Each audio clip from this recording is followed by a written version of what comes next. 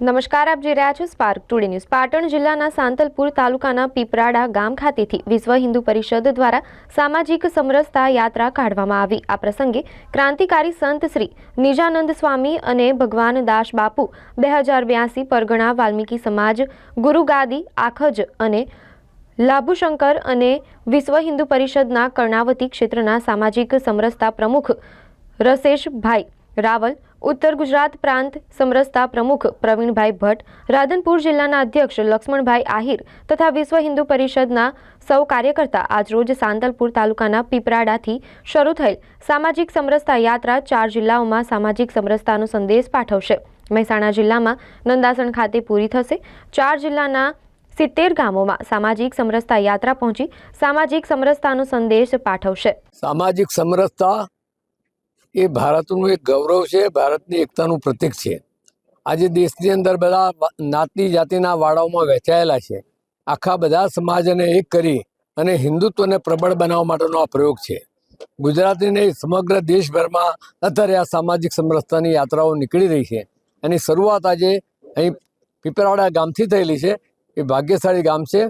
હું સૌ લોકોને હિન્દુઓને વિનંતી કરું છું કે પોતાની નાત જાત ભૂલી અને હું પોતે હિન્દુ છું અને ગર્વ છે કહો હમ હિન્દુ હે, આ સૂત્રને સાકાર કરવા માટે આપણે સામાજિક સમરસતા યાત્રા જ્યાં જ્યાંથી નીકળે, જે ગામમાં નીકળે ત્યાં બધા જ લોકો એની સાથે જોડાતા જાય અને યાત્રા ભવિષ્યમાં એક મોટા સાગરની જેમ એનું પરિણામ મળે એવી આપ સૌની પાસે અપેક્ષા છે। એટલે હિન્દુ સમાજને વિનંતી કરું છું, અપીલ કરું છું કે બધા લોકો આ યાત્રાની અંદર જોડાય। શું નામ છે તમારું?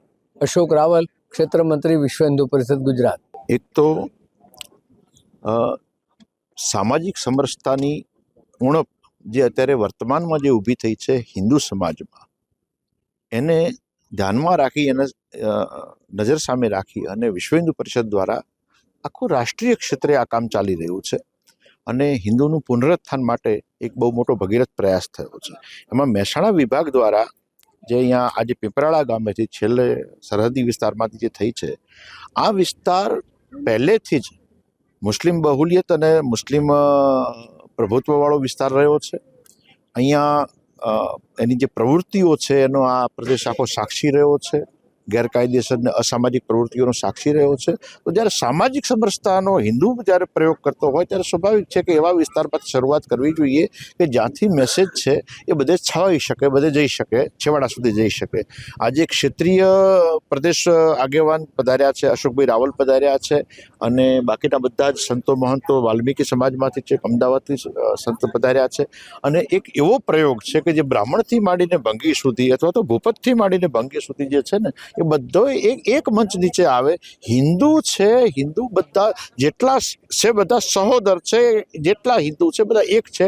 એ આપણા વેદોમાં ઉલ્લેખ છે, આપણા પુરાણોમાં ઉલ્લેખ છે, આપણા પ્રત્યેક શાસ્ત્રોમાં એનો ઉલ્લેખ કરેલો છે કે હિન્દુ ક્યારેય પતિત નથી, હિન્દુ ક્યારેય અલગ નથી।